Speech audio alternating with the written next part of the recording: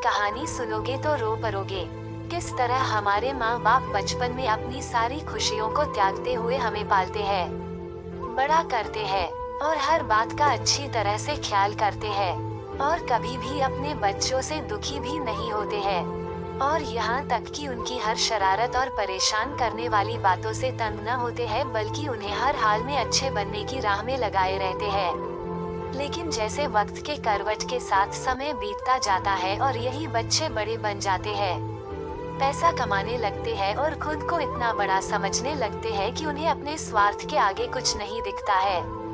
ऐसे में उनके वही माँ बाप बोझ भी लगने लगते हैं और बुढ़ापे में माँ बाप की सेवा करने और उन्हें खुश करने के बजाय उनमें ही दोष निकालने लगते हैं। ऐसे संतान होने ना होने के बराबर ही होते हैं। जो बुढ़ापे में अपने माँ बाप की सेवा नहीं कर सकते हैं, दो वक्त समय निकालकर उन्हें साथ कुछ पल नहीं बिता सकते हैं। ऐसे बच्चे माँ बाप के बुढ़ापे की लाठी बनने के बजाय उल्टा माँ बाप को बोझ समझने लगते हैं।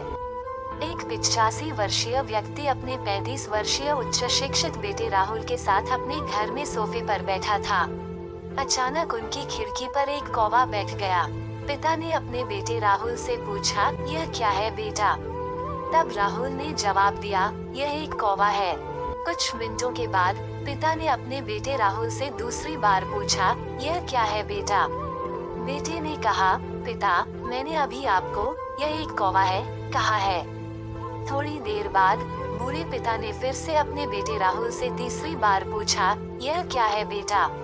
इस समय राहुल के स्वर में कुछ जलन महसूस हुई।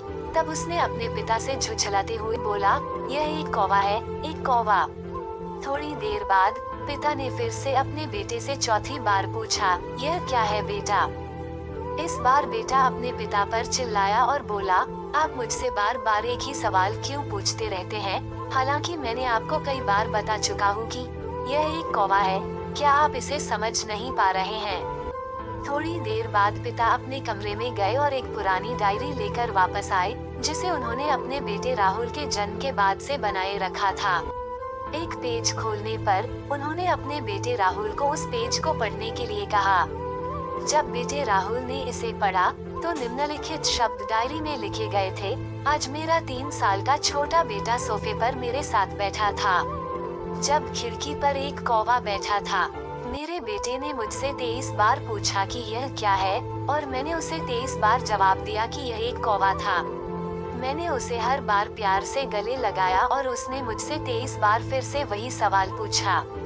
मुझे इस बात से बिल्कुल भी चिढ़ नहीं हुई कि मैंने अपने मासूम बच्चे के लिए प्यार महसूस किया है, जबकि छोटे बच्चे ने उससे 23 बार पूछा, यह क्या है?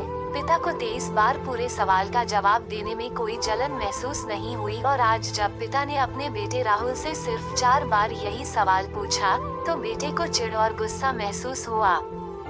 इसे पढ़कर उस राहुल को अपने किए गए व्यवहार का पता चल गया था, जिससे चलते अब वो मन ही बहुत शर्मिंदा हो रहा था कि राहुल उसने पिता को 4 बार पूछते ही कैसा व्यवहार किया।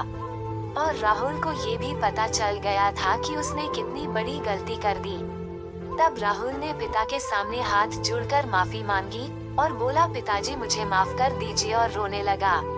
इसलिए यदि आपके माता पिता जब बुढ़ापे में होते हैं तब उन्हें न तो पीछे छोड़ें और न ही उन्हें एक बोझ के रूप में देखें, बल्कि उनके साथ एक दयालु शब्द बोलें, शांत, आज्ञाकारी, विनम्र और उनके प्रति दयालु बनें।